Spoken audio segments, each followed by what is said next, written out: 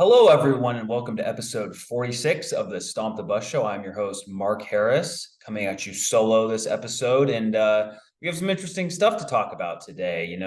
Dillingham recently made some comments on Monday. Tennessee got their punishment from the NCAA, and I think that's good news for ASU in the way the punishment was actually handed out. And Pac-12 Media Days is tomorrow, July 21st. A media deal will not be completed by then. Although some of the quotes that, at least on the ESPN article from Heather Dinich, some of the quotes given to them on that article were pretty interesting, and possibly indicate that leaders of the conference feel really good about a potential deal coming down the line. So, whatever that means. And ASU players were voted for the all Pac-12 first and second team. And then the Pac-12 preseason poll came out today as well. And so, just a little bit of everything here in the summer. Please like and subscribe on YouTube, rate and review on your podcast app of choice. I also realized that since I'm recording this on, late afternoon Thursday, a lot of the Pac-12 Media Day discussion won't be quite as relevant since you might be listening to this later on, but please listen to it anyway. Just an independent YouTube channel here trying to make my way in the world. That was a little too self-important there. Anyway, new ASU head football coach Kenny Dillingham had a press conference on Monday in which he spoke about a lot of things, but he spoke about going to Camp Tonazona, spoke about just general stuff, which is all fine and well. But I think he kind of talked about two things that are currently affecting ASU, and I thought he talked about them in a really smart way. And so, first thing, he was asked about NIL, and one of his comments was about, and I don't have the quotes in front of me, one of his comments on NIL was about 75 to 80% of recruiting is NIL. And within that answer, he also went on to say, we don't do NIL inducements for freshmen, which basically means, hey, we're just going to offer, linebacker X and say, hey, you can get 20,000 as a freshman. From Dillingham's mindset, it's not going to work that way. It's more of a retention NIL strategy. And, Jalin Conyers and Elijah Badger and Jordan Clark are still on the team. So that has to be working to some level. Obviously, ASU's NIL efforts are not, they're not high end. It just depends kind of where in the middle they fall among Power Five. But anyway, and what I like about this is there's a clear strategy. There's a clear strategy of, hey, we know where we're at in the world right now, and we're not going to make false promises. We're not going to just get a kid to come to ASU solely because of NIL. He would mention in another answer about they're going after kids who really want to go to ASU, and then the NIL will follow. And so it just shows that he's very set in their strategy, and it seems like there's a very very specific focus for them on the recruiting trail, which I like. And they have a good chunk of commits right now, and we're just past mid-July, so haven't been able to say that the last few years. But I think it's a good strategy for Dillingham, because I'm obviously he would rather, or not rather, but any coach would rather have unlimited NIL resources to work with, right? Who wouldn't? Dillingham, on the other hand, is kind of using it more as an opportunity to say, hey, if you come here, you can make blank if you start, and hey, look at tight end X is making this, and wide receiver Y is making this. If you become that, you could make that too. And ASU is not the only school with this kind of NIL strategy either, so that's important to note as well. So I liked that. And it also shows that Dillingham is not trying to swim upstream against NIL. He isn't fighting it. He isn't saying it's the end of the world. Cough Michael Crow, cough Ray Anderson, which is what they did when it first happened. And that kind of put ASU in an NIL deficit for a bit there. That was a few years ago. They've caught up now. So I like that mindset from your head coach. And another thing he mentioned was they are trying to recruit the guys who want to be at ASU. And as part of that answer, Dillingham mentioned that just kind of offhand, which I found interesting. Oh yeah, we could have 4 4-stars or a handful of 4-stars committed already, but they just weren't the right fit, and we don't want to bring in guys who aren't the right fit. And when I'm going to be honest, when I first saw that quote, I was like, well, Dillingham, you need high-end blue chip players to win games. We can all live in the world where everyone gets developed, but you need talent to win as well. But when I thought about it a little bit more, it's like, no, Dillingham knows that you need talent, and he knows that you need high-end 4-star recruits, because and he knows that by the fact that he, for one, is, his words, said that ASU could have been able to get them. And secondly, he's acknowledging, by saying 4-stars at all, he's acknowledging that he does have some reference of recruiting rankings and knows why they're important, and knows that, all the high-end teams in college football have high-end talented players from, that were highly rated in high school via recruiting rankings. And so when he mentions, oh, we could have had these, 4-star players, to me, it means that they're focusing more on fit and who wants to be here rather than star chasing, rather than going down the 24/7, the rivals, the On3 recruiting list and saying, oh, player X has 4 stars. Yeah, maybe he doesn't really want to come to ASU, but we could get him. But it's like, no, we're not going to do that. We want the a high 3-star who really wants to come to ASU. And when you have all of those kids on the team, it just gels better because everyone's pulling in the same way. And that's not to say that high-end players are more selfish or anything. He was just using those recruits as an example. And it also shows to me that, for one, I expect that there to be some 4-star commitments down the road. He's already landed 2 4-star quarterbacks, right? He landed Rashada. I almost called him Delore. Jaden Rashada last recruiting cycle, and then in the 2025 cycle, I picked up Butter Tollefson from Southern California, both 4-stars. And so I doubt that his idea is, oh, we only need to get 4-star quarterbacks and no one else. No. He knows the importance of star ratings, and the reason that's important is because you don't want a coach that's just going to have their head in the sand and be like, oh, we don't pay attention to that at all. That doesn't matter. Stars don't matter. It's like, nah, they do. They do. Not 100% of the time. And, for where ASU is at right now, look, we're just trying. I would be thrilled with the 7-5 season. You can coach and develop your way to 7-5 seasons. That's not the end goal, obviously. Well, for this year it might be, but in the future, it's not the end goal.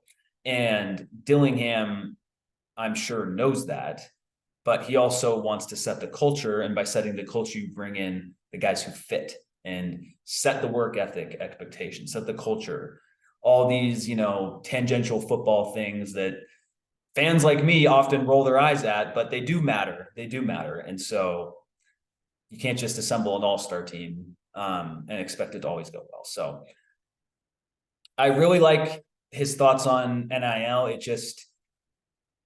It seems like he gets it. And one of his other NIL points that he made was, we have an opportunity to grow the NIL and get all the Valley involved. And he mentioned, if you're a business owner and you think your one business doesn't matter, you're wrong, because you can impact even one player. And then it just builds on top of each other, and so that is a very different mindset that ASU baseball coach Willie Bloomquist had following the transfer of shortstop Luke Hill to Ole Miss. I'm going to get back into that. Where Bloomquist was basically just saying, oh, NIL is bad. And, the player, he said something along the lines of the players in the locker room are happy he's gone. Not that exact phrasing, but we'll be better off without him. All this stuff that just sounds like a jilted lover. Whereas Dillingham is having the mindset of, if we get all these people involved, if we continue to grow, if we have success on the field, obviously that will help as well. And hey, like, sure, we aren't using NIL for inducements to high school recruits, but we'll say, hey, you can do this if you're successful at Arizona State, you can make this. So he has a very forward-thinking mindset on it, and he has embraced NIL. And that doesn't mean that ASU, because Dillingham arrived and he embraces NIL, that doesn't mean, there's automatically going to be, $6 million dropped into the Sun Angels collective tomorrow. But he understands that by continuing to activate the Valley, you get, more people involved, and then you have more NIL resources to work with. Bloomquist, like I said, took the opposite approach, and he mentioned how it was bad and it's ruining college baseball and all this. And I don't blame him for having those thoughts and those complaints, but I blame him for saying it in a press conference right after a player left. I mean, this is a great way for opposing baseball programs to recruit against ASU. If you're just going to have this woe is me mindset and you kind of you crap on the kid when he's leaving, it may feel good to say in the moment, but it's not going to be good in the future. And I still like what Bloomquist has done with the team, the program. They should have made the NCAA tournament last year. There was clear improvement last year. So it's not the end of the world that he said this, but it just feels, sore loser isn't the right word or phrase, but it just feels like, I don't know. It just doesn't come off well at all. And, he's not the first coach that's had someone leave in the transfer portal, And by the way, look, they picked up Luke Keeschel from University of San Francisco last year. Was he complaining about NIL in the transfer portal then? No. So, adapt. It's not like ASU baseball has no fan base, They have old alums who have supported the program for a long time, many of whom I assume have money. And so he mentioned in his press conference that, a lot of the alumni don't like it. Well, look, like, I don't like a lot of things. There's plenty of things I don't like, but you can't just snap your fingers and wish it were gone just because you don't like it. So talk with the alumni, use this opportunity to fundraise for the Sun Angel Collective. I don't know, like it's not like we're at NAU baseball or something. I don't even know if they have a program, and I get that SEC schools do have more money because of the TV deal and oftentimes a more passionate fan base. I get it. But you have to adapt. Look at Bobby Hurley. Bobby Hurley has not complained about NIL once since it became a thing as ASU basketball coach. And if anyone has reason to complain about it, it's him, because ASU, relative to other Power 5 college basketball fan bases, ASU's is below average. And I wouldn't say that for ASU baseball at all. I'd say it was probably above average. And ASU football is probably somewhere in the middle. But anyway, with Hurley, look, you have only 3 guys coming back. Just 3 guys. Warren Washington is gone. Devin Cambridge is gone. Frankie Nunez is gone. Duke Brennan is gone. There's other players I'm not even remembering right now. Some of them, left because their eligibility was gone. But DJ Horn is gone back to North Carolina State, or not back there because he grew up in Raleigh. But anyway, he has reason to complain, but he hasn't done that. Instead, guess what? He's adapted. They have continued to bring in players through the transfer portal. You bring in the two guys from LSU. You bring Kamari Lands from Louisville. You adapt, and I'm sure there's some NIL as well. So you just have to adapt. And Dillingham seems much more adaptable at this point than Bloomquist. This could all change, but just to wrap this kind of part up, I like what I'm hearing from Dillingham, because and he knows that ASU is not the richest when it comes to NIL at this point either. So it's not like he's at Tennessee or Oregon where they have seemingly endless amounts of NIL money coming in. One last point on ASU basketball before I switch topics, but Jemiah Neal had 45 points, I believe, at a recent Pro-Am, and I think at another 40-point game in another tournament like that. That's really good to see. With Neal, look, he entered the portal and came back to ASU. He had a really, really good finish to the end of last year's season. And with him, you could always see the athleticism and the burst. But the ball handling wasn't quite there. The shooting wasn't always quite there. So to see that he kind of has been putting some stuff together, because in these Pro-Ams, they're still playing against college basketball players and stuff. So yeah, 45 points in a Pro-Am, it's not like you're hanging a banner for that or anything, but it's still an impressive thing to do. So I'm really looking forward to seeing him and Frankie Collins in the backcourt this upcoming season. As I think ASU, I think they're heading to France and Greece, I think in the last week of July as well. So that's pretty cool for them. All right. Earlier this week, the Tennessee Volunteers football team received a punishment from the NCAA. This was the story about handing recruits cash in McDonald's bags. Apparently, the Tennessee assistant coaches withdrew thousands of dollars worth of cash from ATMs and claimed that it was for their girlfriend shopping or something, which Bud Elliott on Twitter, he's a great college football Twitter follow. He was saying what jobs actually require you to take out thousands of dollars worth of cash. And he thought of, companies where you're working with day laborers, like a construction foreman or landscaping or something like that, or just, illegal activity. And, you have these Tennessee coaches just taking out thousands of dollars worth of money to pay recruits, which, look, morally, that's not wrong at all, but this happened before NIL was passed and all that. So anyway, they get, a slap on the wrist from the NCAA. There's no bowl ban, none.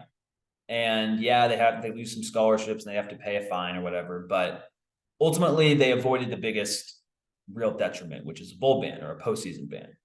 How does this affect ASU? Well, as Sun Devil fans are well aware of, there was a large investigation into the program in 2021 following what's the phrasing that they use? Just illegal or impermitted recruiting practices during COVID, having recruits on campus during a dead period, all that fun stuff that we've been talking about for, it's been 2 years now, because that dropped in June of 2021. So it's still going on, but it affects ASU because the Tennessee punishment kind of sets a precedent of no more bowl bans, no more postseason bans. And of course, we don't know how this is actually going to hit ASU, but it does seem like the days of 2-year bowl bans and really just hamstringing a program like that are over. And that's great for ASU, because if you're Dillingham, if you're the program, you don't want a bowl ban coming in, next season after you go 8-4, hopefully, or something like that. You don't want that at all. And that could be a real detriment in recruiting. And it kind of looks like ASU is going to avoid that. Now, they haven't avoided punishment from the investigation because all of the things that occurred after that report dropped in 2021 were, an inconsistent 2021 season, all the guys transferring out in 2021, still keeping Herm Edwards at that point, and basically, in spite of what the fan base wanted. And because of that, when NIL happens, there's very little interest in all that because everyone dislikes the program, and just, you have a 3-9 season last year and it was all a mess. Now it seems like the clouds are kind of parting on that. So hopefully ASU gets a similar type of punishment to Tennessee, and we can all go on our merry way. All right, Pac-12 Media Day is going to be tomorrow, or today if you're listening to this on Friday, July 21st. Yeah, 21st. And annoyingly, the Pac-12 will not have a media deal announced by then, which this has gone on for so long. It's gone on for over a year that the Pac-12 has been negotiating, or at least said it's been negotiating for this long. How often have they actually been negotiating? I don't know. I find it hard to believe they've just been doing it for an entire year. But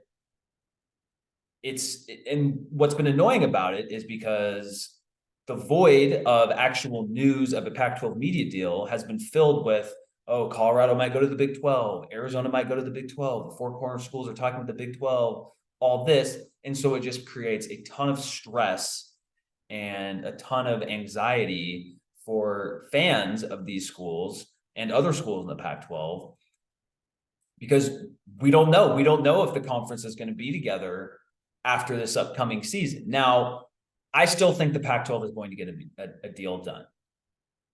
It would have been very nice, very, very nice if it had been done prior to Media Day, because that was that had kind of been set as like an unofficial deadline, just by people who write about the conference. Just, you don't want to, there's no way when the Pac-12 was gaming this out, they wanted George Klavkov to go on stage in Vegas and not have any concrete thing to say about the media deal. It's just going to lead to more speculation, more bad headlines. And it seems like the presidents just don't really care about the optics. And again, it's just optics. I get that. So it doesn't actually matter in the negotiating room with Apple TV or Amazon or ESPN or whoever. But if you look up the Pac-12 on social media right now, it's just people dunking on it. It's just people making fun of it. And, a lot of the, barbs and sneers are totally justified based on, recent Pac-12 football results. But a lot of this is avoidable. If you had just had a deal finished before then this would all be done. And, there's people making jokes. Oh, the Pac-12 is going to be playing on a gas station TV. They're going to be on PBS. They're going to be on Tubi, and there's nothing anyone can say because a deal has not been done yet. And, they released the Statement of Unity in February, saying they, all the schools are together and we wish to consummate a deal. And it just sounds like such, ivory tower, high-end academia talk that I'm sure that when they sent that out, they're like, oh, that'll settle everything. And of course it doesn't at all. It just makes them look worse because it's the, official statement saying, oh, we're not going to fire the coach. And then 2 weeks later, the coach is fired, And I think the presidents have miscalculated how little the general college football fan base, A, trusts, and B, believes conferences, high-end college football officials, not like referees, but, officials like conference commissioners, university presidents, especially when it comes to realignment, because all this realignment stuff happens, behind closed doors. And no one knew last year that the LA schools were going to leave until Wilner reported it. So there's just a huge amount of skepticism when it comes to official statements and a president saying this. Maybe there shouldn't be, but there is. And until a deal actually gets finished and done, then it will just, all the speculation will just continue. And it's interesting because, you know, I can get worked up about this, but ultimately nothing has actually changed in the last year other than the Big 12 getting a media deal done. So they get theirs done and, you know, they secure the future of their conference, and the Pac-12 hasn't this whole time. And everyone's like, and people are saying, okay, why can't, you know, the Big 12 got it done fairly quickly. Why couldn't you get it done fairly quickly? So there's just all these things bouncing around, and a lot of them don't really matter, but they all kind of do matter because it affects your brand as a conference. And look, college football is the sport out of, you know, any of the major sports in America that you know, perception, brand, that stuff matters, man. It matters on the edges, it matters on the margins, it matters in rankings. And this is a sport that decides its champion based off rankings. Now, usually it does sort itself out in the end, but it could be the difference in, you know, down the line of Utah going to the Fiesta Bowl if they finish this year 9 or 10-2 versus a team from the Big Ten who finishes 10-2 or whatever it may be. You know, like, if you're watching this, you understand how perception plays such a huge role in college football. Not the only role, but a huge role.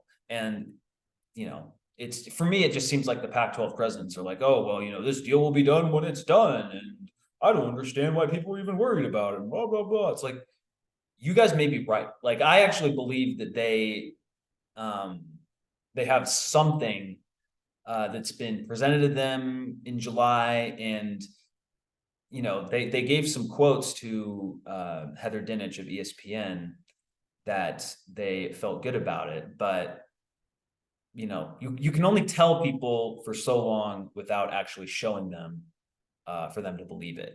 And there's just been a lot of telling and not enough showing.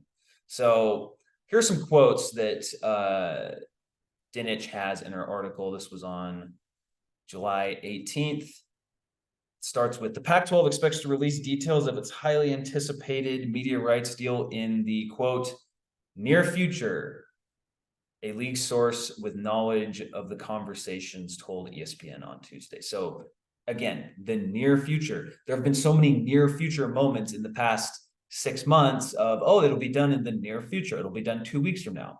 And here we are. It's the near future and nothing's done.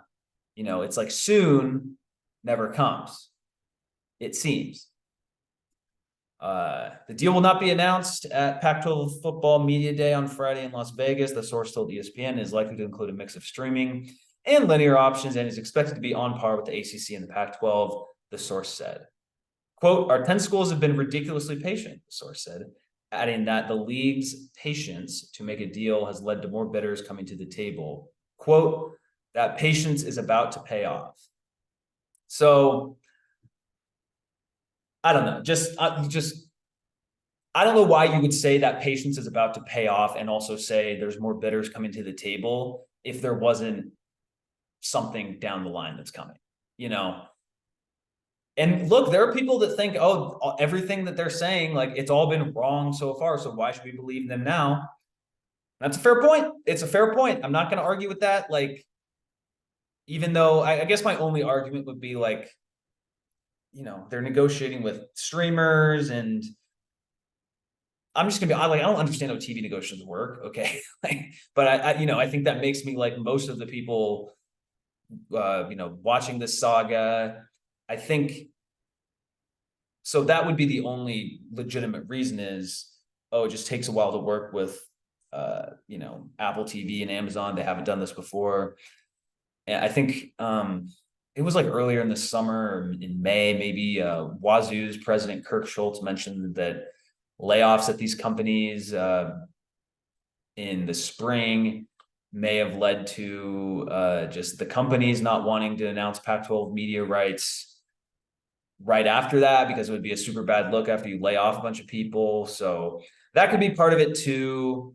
My thing is, if you say that patience is about to pay off, that really to me, that indicates that something is coming. So I think, maybe I'm just being extremely naive here, but I'm just putting myself in the position of that source. And I just don't know why you would just say something like that, unless it's just to buy time. But if I was just trying to buy time, I would be more vague than that. So if you say that patience is about to pay off, that's a guarantee of something good happening, So I don't know. It's really annoying it's taken this long. And it's also, I've said on this podcast before, the Pac-12 president's snootiness is what has led to the Pac-12 being in this position. But it might be the thing that, ultimately keeps the Pac-12 together. And like it or not, the Pac-12 presidents do not care about what I'm saying. They don't care about what local media says. They don't care about, what people on Twitter say. They do not care. And I just think they should care a little bit more. That's my thing. Like, I get that, they deal with all sorts of big things. Stanford's president is having to resign for some academic issue from years past. So, like, again, these people have a lot of things on their plates. I understand that. But, being a member of the Pac-12 is obviously important to them too. And you want the conference you're in to have, a solid brand, at least, let alone a strong brand. And right now, the brand just gets made fun of all the time. So, like on Tuesday, when all that news came out, no one was like, oh, I think the Pac-12 has this figured out. No one said that. None. It's all just people making fun of them. And so that stuff trickles down, that gets to recruits. And that gets used against you in recruiting battles. Look, if I was a Big 12 coach, I would totally mention that in recruiting. Why would you not? You have to use every advantage you can get. So that's what bothers me. But I do think it's the thing that we always have to remember with this is, for one, Oregon and Washington don't have anywhere to go. So they would have left the Big Ten by now if they could. So they're kind of stuck in the Pac-12, it seems. So from a Pac-12 perspective, that is very good. Another thing is a lot of these schools, actually, let me rephrase that. All of these schools really like to be aligned with high-end academic institutions like Stanford, Cal, and Washington. I can guarantee, I don't know Michael Crow at all. I don't have any source. I can guarantee you that he really likes being in the same conference as Stanford and Cal. He really likes that because then they're peers.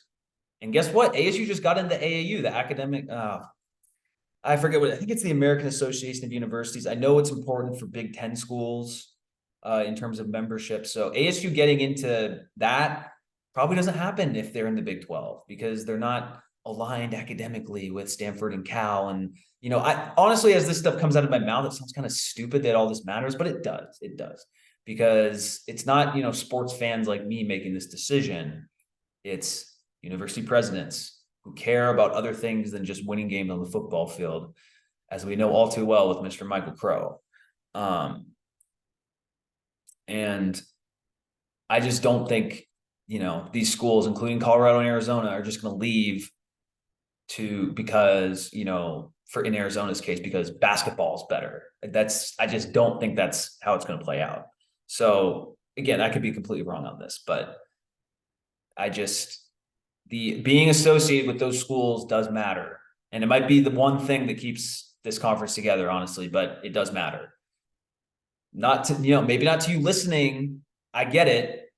But you're not making the decision. I'm not making the decision. It's Michael Crow. It's Anna Marie Cosse at Washington. It's Robert Robbins at Arizona. It's Phil DiStefano at Colorado, who, by the way, yesterday said that Colorado really told the Denver Post Colorado wants to be in the Pac-12. And they had been the most rumored to go back to the Big 12. So that's an important piece of information as well. All right. Hopefully hopefully a deal gets resolved soon. This stupid storyline can go away, but hasn't happened yet. I do preseason first and second team Pac-12 teams were released earlier this week. And earlier today, the preseason poll was released. They had USC first, Washington second, Utah third, Oregon fourth, Oregon State fifth, and then UCLA sixth. ASU came in at 10th, which I'm not going to get that mad at. They went 3-9 last year. They went 3-9. You can't complain about it. If you went 3-9 last year, I know the transfer portal happened, but the only teams that were below you were Stanford and Cal, which they were, guess what? They were worse than you last year, or at least equal to you on the standings in Stanford's case. So that's kind of where I expected ASU to slot in, and I think it's great motivation. The other motivation that I think is awesome is ASU had no players on the first or second team Pac-12. Not one. And granted, there's probably only one that should have been on, that being tight end Jalin Conyers. But the fact that none are on, and I think ASU was the only team to have none on the first two teams as well. If you're a coach looking for motivation, that is like catnip. We see all the fake motivation coming from Georgia football last year. You had some of that with Kansas City Chiefs last year too. Michael Jordan would always create fake storylines so we could do better against his opponent. Well, in this case, it's not fake. It's all real. This is real motivation because you were picked 10th in the conference and the voters didn't put a single player on first or second team. So, if you're a bunch of 18 to 23-year-old guys in a locker room, that will motivate you. And, you don't have to convince them of being motivated either. Like, it's legitimate. So I think that is interesting. And then ASU did have 4 guys on the honorable mention team, and those being Ro Torrance, Jalin Conyers, and then 2 transfers, one being Slater Zellers, the long snapper from Cal, which that's an odd honorable mention long snapper. And then Sacramento State transfer Cam Scatabo at running back. They actually got that one right because he's a beast. But in terms of the first or second team, I'm sorry. One of the issues though in the honorable mentions that no Elijah Badger's honorable mention. I mean, come on, like he was probably ASU's second best player on their whole team last year. And he's not an honorable mention. He put up the numbers as well, despite inconsistent quarterback play. He should have been on there. But in terms of Jalin Conyers not being on first or second team Pac-12, look, the 2 tight ends that were on there, first team was Brant Keithy from Utah, and second team was Benjamin Jurasik from Stanford. And, I know Jurasik's a good player. I'm not trying to totally disparage him, but I just think Jalin Conyers should have been on there ahead of him. And I'm looking at the stats they both had last year. They're pretty similar except in one category, and it's a pretty important category. So I'm reading them off right now. Okay. Jurasik had 49 catches for 445 yards and 1 touchdown last season. Okay. Solid numbers for a tight end. Jalin Conyers, 38 catches. So that's significantly below, but then 422 yards and 5 touchdowns. So he had 5 times the touchdowns that Jurasik had last year. And he had 20 fewer yards. I just don't understand how that doesn't put him on second team Pac-12. He should be on there. It's ridiculous. He had basically the same amount of yardage and way more touchdowns. I mean, this isn't that difficult. Like, everyone has access to ESPN.com. You can look it up. So that's where I'm at with that.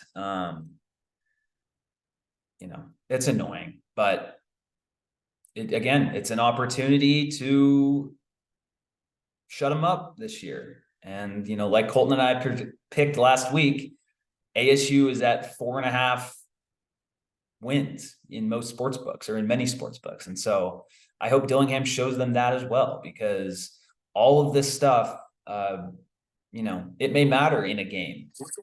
Oh, and ad came on. All right. Well, I am pretty much done with everything for this show anyway. So, programming notes, next week we will be off. I will be in not quite as steaming hot Bend, Oregon, for a French bachelor party. So that should be fun. And we will get back at it the week after that, which we'll have a lot more to talk about because ASU will have begun training camp or fall camp. And, there's a lot of storylines there. Obviously there's the quarterback, how the wide receiver room will shake out, but I'm really interested on the defensive line. I think that might be ASU's weak spot right now, but if you guys step up, maybe it can be an average unit relative to this team. So interested in that, interested in just the fallout of Pac-12 Media Days. I mean, maybe it won't be anything, but I mean, if you're George Klavkoff, you're going up to the stage, you have no Pac-12 Media deal official done yet. It's going to lead to some interesting quotes. And another thing, I mean, this is from a Seattle radio host, Dave Softy Muller. He tweeted out that Arizona emailed, press members saying that they request, no question, only questions about football towards Arizona quarterback Jaden Delora. And that's interesting because he had a sexual misconduct thing that he just settled recently from his days in high school. So pretty interesting for Arizona to send that to media members the day before Pac-12 Media Days.